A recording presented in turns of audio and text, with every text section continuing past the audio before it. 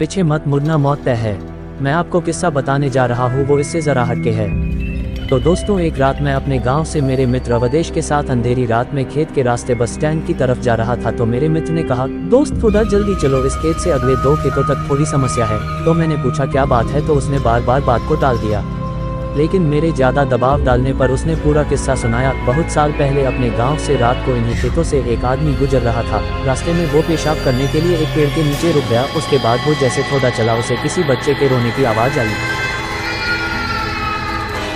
तो उसने सोचा रात को पहरा देने वाले का बच्चा होगा, लेकिन तभी याद आया कि ये खेत तो रामेश्वर काका है, जो 3 साल पहले यहाँ फांसी लगाकर मर गया।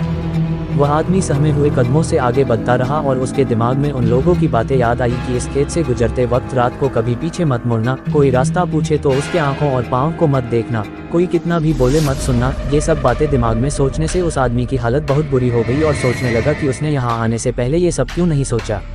वो जैसे जैसे आगे बढ़ता वैसे वैसे बच्चे की आवाज़ और तेज़ होती जाती और ऐसा लग रहा था जैसे वो उसके साथ ही चल रहा हो। तभी अचानक उसने देखा कि एक पेड़ से बंधे झूले में बच्चा लेकर रो रहा था। तो डरते हुए उसने आवाज़ लगाई कि ये किसका बच्चा है, लेकिन कोई प्रतिक्रिया नहीं आई।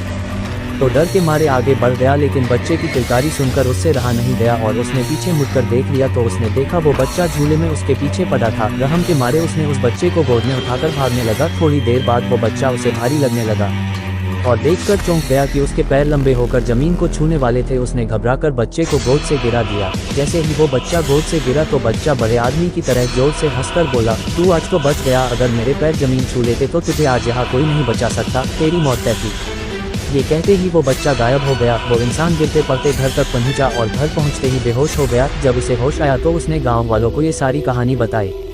जैसे ही मैंने ये किस्सा सुना तो घबराहट के मारे बिना पीछे मुड़े ऐसा जोर से भागा और कभी उस प्रेत बाधित खेत से रात को नहीं गुजरा। समाप्त।